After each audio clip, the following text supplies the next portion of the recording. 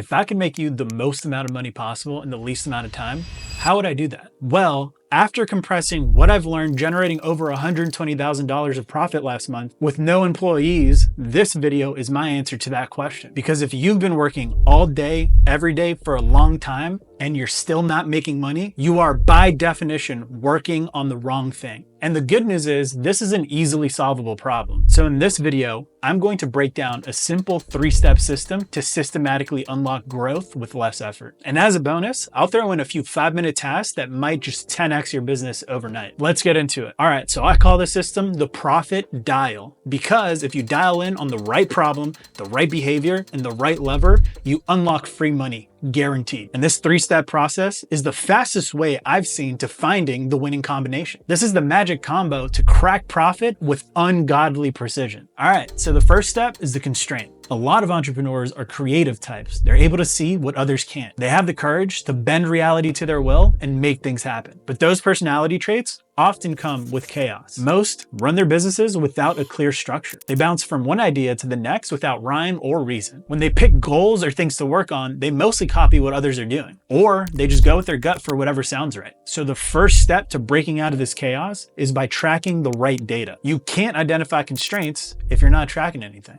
And here's the bare minimum you need. Just focus on these 3 key metrics. The first one is acquisition, measured by weekly signups. These are the emails you're collecting on a recurring basis. The second is monetization, measured by weekly revenue. And the third is retention, measured by weekly active customers. For acquisition, track where your leads are coming from. Also track what sources convert best. For monetization, track not just total revenue, but revenue per customer. Also track which products and services sell best. For retention, log how many customers are coming back to buy again or stay subscribed. And wherever you have a step-by-step flow or funnel where someone can drop off, track that as well. And you don't need fancy tools. A simple spreadsheet with weekly numbers will reveal patterns over time. Now, once you have this data, the question becomes, what's the constraint in my business? A constraint is the single most impactful metric that, if changed, would 10x your business overnight. Maybe your show up rate is at 49%, while the industry average is at 70%. That's a 40% opportunity. Or maybe your email open rate is at 15% when it should be at 30. That's a 2x improvement. To identify what the constraint is in your business, you should be assessing all metrics against benchmarks. This way, you have reference points to understand how you're performing for each. This will allow you to rank order opportunities from the biggest to the smallest. Now, tactically, this is pretty simple. You can map this out on a Google Sheet with 4 sections.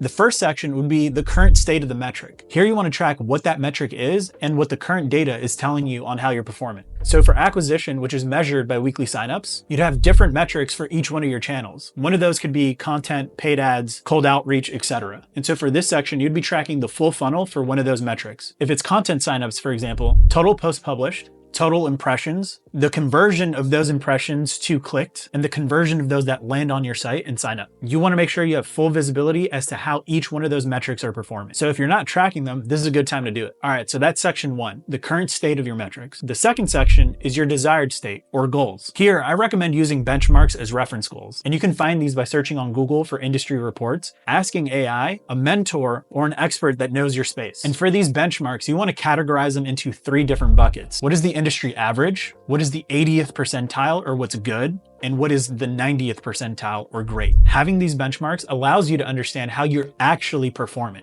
They'll show you the gaps that you have to close. And just a note, if this is your first time tracking and you have no benchmarks, a good rule of thumb here is to set the goal to improve your baseline number. So you're either trying to double it or cut it in half. The third section is about assessing difficulty. Here, you're basically categorizing the delta between where you are and the next benchmark. You'll have 3 categories, either easy, medium, or hard, because getting below average to average is easy. If your metric meets the industry average, then mark it as medium, because the goal would then be to move from average to good, which is a little harder. And if you have certain metrics that are already pretty good in comparison to benchmarks, then mark those as hard, because going from good to great is going to be harder. It's way easier to go from 0 to 70% or terrible to average than it is to go from 95 to 100%, which is from good to great. All right, the fourth section is about potential revenue impact, assuming you close that gap. For each of the metrics, you want to assign a dollar amount that closing the gap, going from below average to average, or average to good, or good to great, would bring to the business. It's important to know how much money that change would make you. Here, you'll find that metrics closer to the funnel will have outsized returns to things closer to the back of the funnel. Let's say you mapped out a 5-step funnel. Someone visits your website, submits a form, books a call, shows up,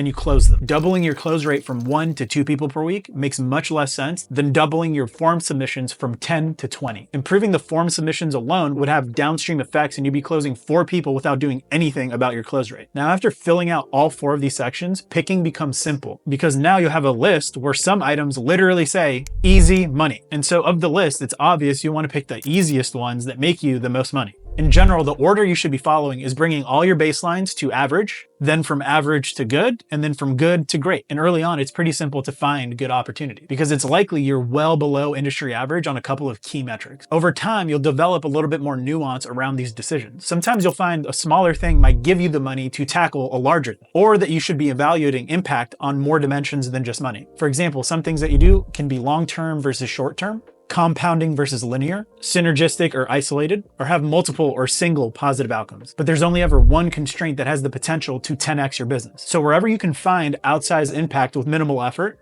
that's where you should focus. So to reiterate, this step is easy because it's a simple math problem. You can set it up in a Google Sheet. And if you need help with that, I have a free template linked in the description, so check that out. All right, so that's the first step of the profit dial, identifying the constraint in your business. But knowing what to fix isn't enough. You also need to understand why it's happening in order to fix it. That's next. Step 2 is the behavior. The only thing 50% churn tells you is that you need to fix it because data only tells you where to look, not what to do. Well, this requires understanding the truth of where all business problems stem from. And it's human behavior. The root of all business problems is someone not doing something, whether it's a lead not converting, a client not renewing, or a member of your team not executing. The whole game is figuring out how to get people to take action. So learning how to predict and influence human behavior is the single most important skill for making money. If you know nothing else beyond getting other people to do stuff, you'd be able to make more money than you know what to do with. Now, you could spend a year studying the stuff like I did, or just use the simple model I'm about to share. Now, I've read countless books on neuroscience and psychology over the years, and the best model I've found for understanding human behavior is from BJ Fogg, a behavior scientist at Stanford University. He's widely known as the father of behavior design and founded the design lab at Stanford. His model is so dialed that it's been used to design many of the tech products that you've come to know and love, including one of the most addictive products of all time,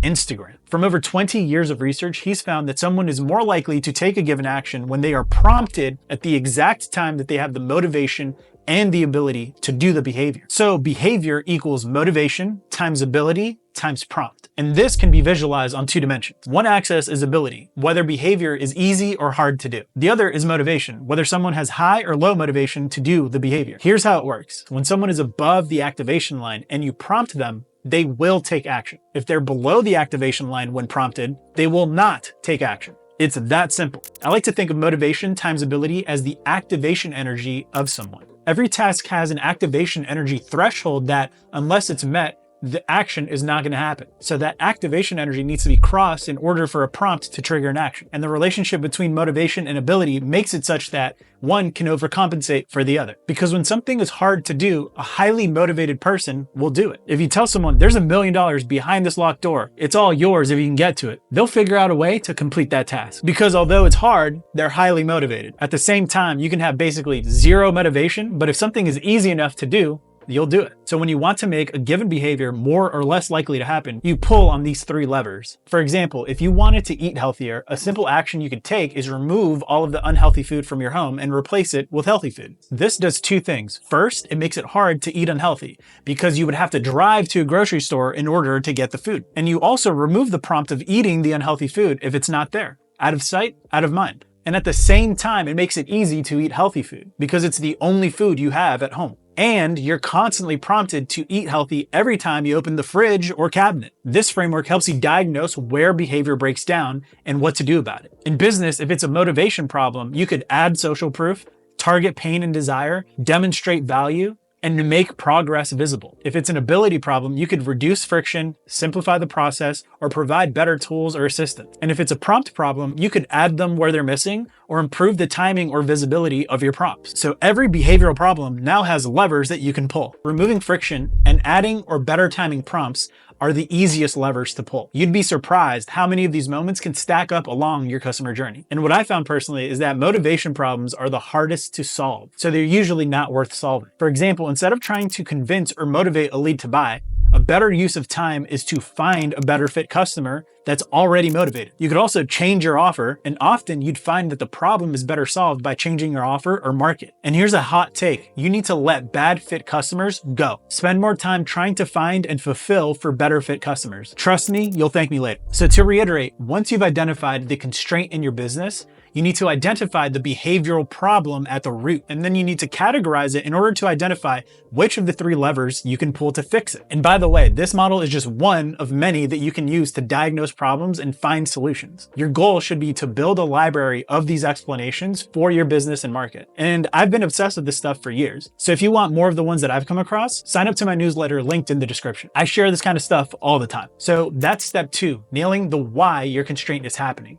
the behavior. Next, we'll turn these insights into action. All right, so step 3 is the lever. Now that you've identified the constraint and categorized the root behavioral problem, you now have what you need to execute the right task given the levers you have to pull. Now, the great thing is humans have already figured out a bulletproof process for getting closer to the truth with the scientific method. So we're just gonna apply that to our business. And I'm going to walk through exactly how to do that step by step. The first step is you want to formulate your hypotheses. At this point, you might have an idea of 3 to 7 tasks you could execute from the previous step. So the first thing to do is to frame those tasks as hypotheses. The format is task will result in prediction because explanation. For example, if you identified a motivational problem, an example might be adding an expiration date to a discount will result in a 30% increase in purchases because loss aversion increases motivation. If you diagnose an ability problem, a hypothesis might be reducing checkout form fields from 12 to 4 will result in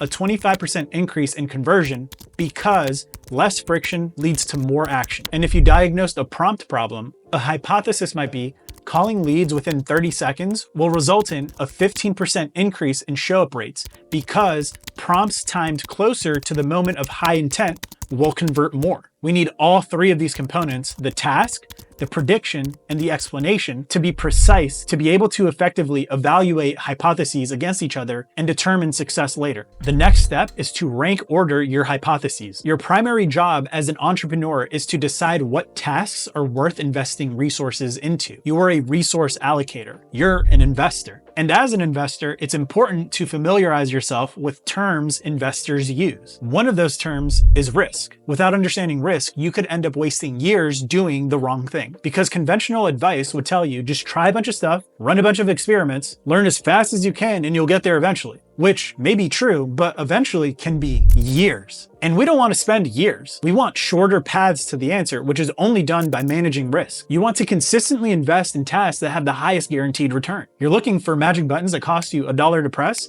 and immediately give you $100 back. And then you want to smash that button all day long. That's what we're going for here. Easy buttons for cash. But how do you do that systematically? Risk can be evaluated on 2 dimensions. Resources, so how much money and time it would take you to complete the task, and confidence, the probability that this task will yield the expected result. A task is high risk if it's high cost and uncertain, and a task is low risk if it's low cost and certain. So you want to categorize the risk profile of a given task, and since we've already predicted that task's return by formulating our hypotheses, we can plot that task on a 2x2 matrix. If one axis is risk from low to high, the other axis is the return from low to high. If a given task is low risk but high return, that's free money. But if it's high risk and low return, that's a dead end. Those 2 categories of tasks are pretty obvious. You want to do as many free money tasks as you can and don't even touch the dead ends. The other 2 categories are a little less obvious. If a task is high risk but high return, that's a moonshot. You're placing a big bet that might have a high return but is kind of risky. And if something is low risk and low return,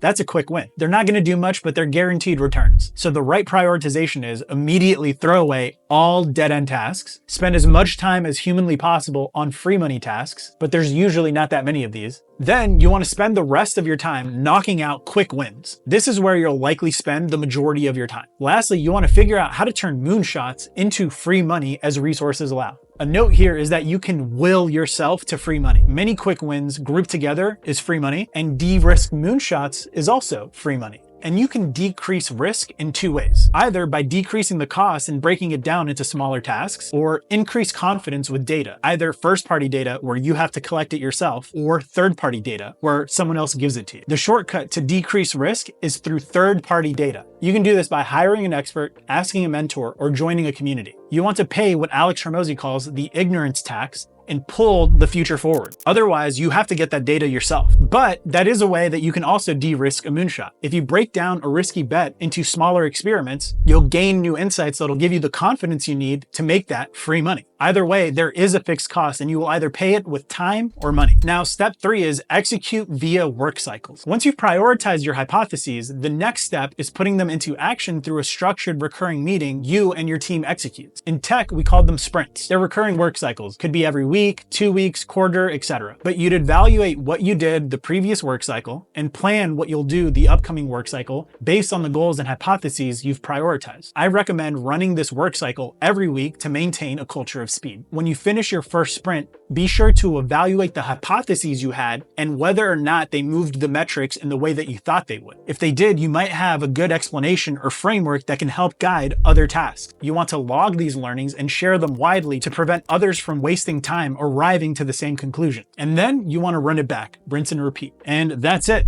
That's the process. Being disciplined about this and making it a key part of your culture will separate your business from others. This is how you systematically get better faster. And you'd be surprised how no one does this with any level of discipline. Doing this alone will allow you to win. You can literally throw away everything that I've just shared on this video, be the worst task picker of all time, and you will eventually arrive to the right answer faster than your competition that doesn't follow this process. Because every week, you'll refine your ability to predict the next move and get closer to truth about what grows your business. And that's how you do less and make more. All right, that's a profit dial in 3 steps. As a reminder, step 1 is to identify the constraint. Step 2 is to identify the behavior. And step 3 is to pull the lever. Master this and you'll crack a new level of growth for your business week over week, every time, guaranteed. I've used this to build multi-million-dollar tech products and pull $120,000 of profit last month with no employees. Not because I'm special, but because I stopped grinding on the wrong stuff. And you can too, and I hope this video helps. All right, that's all I got. Until next time,